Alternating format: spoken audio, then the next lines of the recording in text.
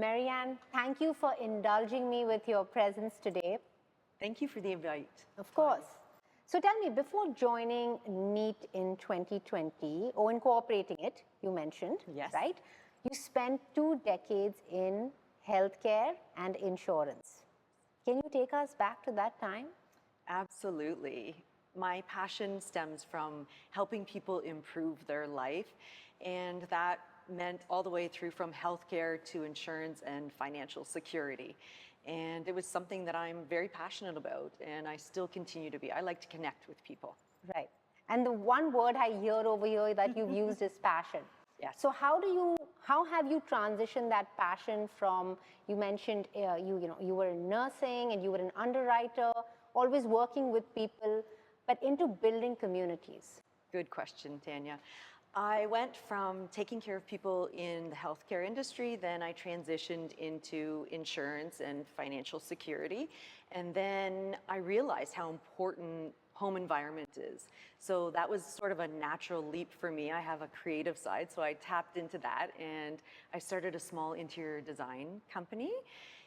From there, the projects and pieces of land that we own became time to develop, and that's where I sort of led into Neatt, and we incorporated, and that's where I'm at today. That's fantastic. But wouldn't shifting from one profession to the other, most people would consider it a bold move. Would you say that was a smooth transition, or is it something that you knew what you wanted to do and transitioned smoothly, or did you have bumps on the way? Absolutely, bumps along the way. I think of life as a road trip, and I've gathered experience along the way, different experience. So I feel like from the passion of taking care of people and nursing, then it went into this financial sector, and then it was sort of a pretty natural transition for me to go into design and home building and building places for people to call home. Right. So basically building communities. Absolutely. And with building communities, a lot of responsibilities pretty much come in. And you seem to have chosen the best place on earth, which is Milton. Yes, How we did did. that come along? Milton is a beautiful place. We love it. We love the people here so much that when we purchased land here, we decided that we needed to live in the community that we were building in. We have 3 sites in the town of Milton, and it's really important to us that we have that perspective. I think that's very unique for Neatt to be living and working in the same community. So we love it, and it's something that we're passionate about. Yes. So I would say you living in Milton, which Milton is home now. It's home. Building communities in your business over here. Again, there is that. I can definitely see that passion coming through, when you're talking about it. But every kind of transition always comes with its set of challenges. And 2020, fairly young. I think, can you share, because that was pretty much on the cusp of the pandemic. Yes. Right? Very interesting. We actually incorporated Neatt the day that the Premier ordered a state of emergency. Wow. And it was the first shutdown of COVID. So you can imagine we were shocked and excited all at the same time to be starting a new company, but on the day that we had our first lockdown. It was a scary time. Right. And you're bravely talking about it right now with a smile, but I'm sure it came with its own set of challenges at that point in time, right? It absolutely did. We were hoping that we were going to have a team in an office, and obviously that wasn't an opportunity. So we pivoted, and we had our meetings in our dining room at home, which it resonates with me because we're a team at Neatt, and when you have a good team, you become family. And so it made sense that, looking Right. back, it was a scary time, but it was a good time. I can see just now how, Rachel was so concerned about every of us setting up everything properly. And, that also shows how you kind of take care of your people, which is really important, right? Collaboration, I see a lot of collaboration over here. Do you think that is your key to success and you're kind of moving through those challenging times? Absolutely. I think we have a great balance in this team. I my connection is the human side, and I see people's needs and I want to hear about them and I want to help improve. And there's so much of that in our team. There's also the technical side, Mike's an engineer, and then Evan's fantastic with planning and architecture, and Rachel's our go-to girl when it comes to marketing and sales. I like that. So go-to girl. She is. So it is a really close-knit team, and we're close enough that we're able to say to each other, I'm going to challenge you on that, and it's okay. We're good with that. We have this back and forth. It's very comfortable, but we know in the end the result is going to be amazing because we're going to push until we get the best possible answer. Right. Can you share a little bit about the communities you are building and what the plan is? Like what is probably in the next 5 years, next 10 years? Because Milton is growing so much, right? We're probably at about 150,000 right now. Yes. But we're supposed to more than double in the next 2 decades. Yes. Right? With Neatt, we have at least 7,000 units in the pipeline. Wow. Not just in Milton, but a lot of it in Milton. Right. We're excited about the future here. It's a great community, and I would love for more people to experience that. Neighbors, and just having the amenities where you can do things. You're so close to the escarpment. I don't know if you hike, Tanya, but I love it. So we hike, we golf, there's so much happening here, and yet we're connected with the GO station. It's, so quick to get downtown. Our first project here, right behind us, station side, is less than 200 meters to the new GO station. Wow. And when do you anticipate that would be ready? In 2027, hopefully we'll be moving people in. Oh, that's coming up. Yes, wow. We're very excited about it. Absolutely. And I was reading somewhere that a big percentage of people that have invested, in the units are Miltonians. Is that correct? This was very surprising to us. We hadn't anticipated this, but I'm thrilled about it. It's 44% of our purchasers are Miltonians. Wow. Which makes sense to me. Our neighbors, I've spoken with them, and they have young adult, I'm going to say children, but they're adults. Right. And I resonate with this because we have same age children. They would love to have their families live in Milton, close by. They don't want them to move anywhere else. If you love living here in Milton, you want your children to be nearby, and they want to be nearby. Right. We have found that it's difficult for young adults to be able to afford the products that have been offered in Milton, and we're hoping that these smaller units are more accessible for that age group and financial ability. Right. No, absolutely, and especially even with the appreciation over a period of time, right? And where the current market is right now, I think this is the market for opportunity, right? Absolutely. At this point in time, and the project being ready a couple of years down the line, I think it would probably be a great fit for Milton. And that's why you've decided to call it home. That's exactly it. Yeah.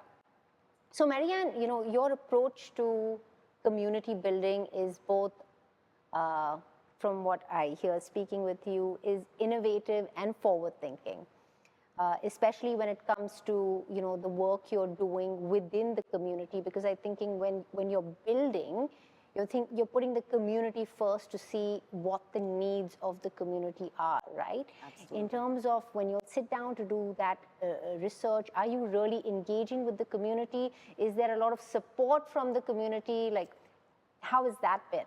You can imagine when someone buys a home, you learn so much about them. You learn about their needs, what they would like to have as an amenity space, what they would like in a building.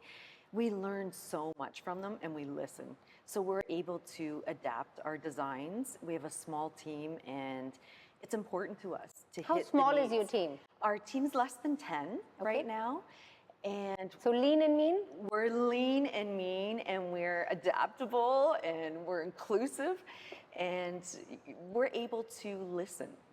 We're such a small team that we're able to take feedback and bring it back to the team and adapt to what people are looking for, and that's important to us. We want to give them something that they're proud of, that financially it's a good investment. That's important to us, to build value.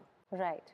But building homes and building value and shaping communities, particularly in Milton, I'm sure isn't without its set of challenges, right?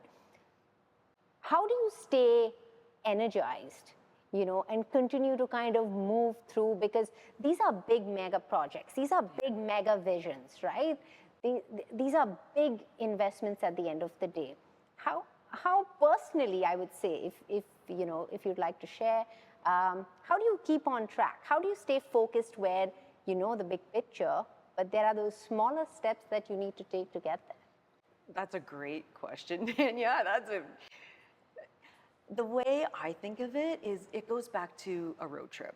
And when you have a destination on the road trip, you're so excited, you're going to get to see Disney or something. But I like those milestones in between. So that's how I keep my energy going and up. I think, what is our 1 month goal? What is our 3-month goal? And I love to look back and see, how did we do?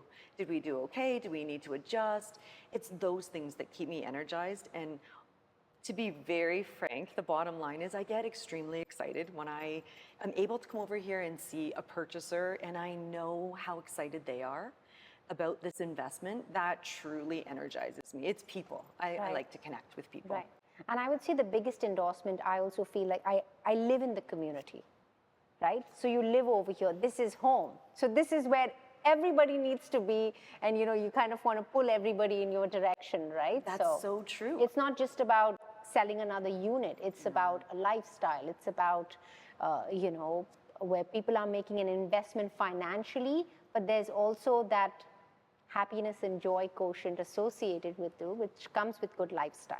It does. Right? And it's contagious. When you enjoy where you live, you spread that, and your neighbors enjoy that. And you're right. You want to pull your children into that. You want to have all the people that you love in the same place, and you enjoy it. I think you're a big advocate of the community, and so am I. And I find Milton is very much like that. Yeah, and I love a house full. I'm Indian. Me too. So I love a house full, right? You continue to make meaningful impacts, I think, since I've probably known you over the last year.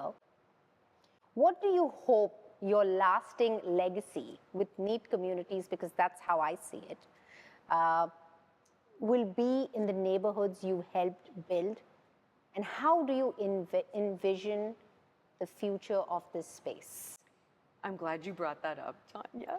So it was a great question, because when you asked about the little milestones that keep me energized, we did something super simple this year, and I'm not sure everyone would agree, but I suggested that we plant the Main Street site with sunflowers, and we planted half a million. I love that idea. We planted 500,000 sunflowers, and it was amazing. 500,000? On our site on Main Street. And with your team of 10? Yes, well, we had a little help. It was amazing how many people loved it. They came back and said, that was incredible. What a wonderful thing to do. So many people driving by through Milton every day in their everyday life, smiling because there's a field of sunflowers. And so it's the little things like that that get me excited. Those are the short goals, the short-term goals. The legacy that we would like to leave behind is I would love for our communities to have generations of families where, parents like us want to have our children live in this community. Close to us. Close to us. Right?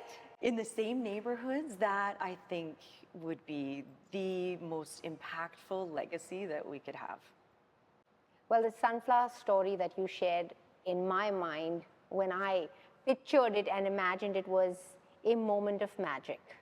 Something that's memorable, something that, you kind of connect with, even with this big vision, but it's one step at a time, following that roadmap that you talked about earlier, right? That's it. So, yeah. That's exactly Well, it. thank you, Maryann. It's been a pleasure. Always great chatting with you, and thank you for, sharing your story.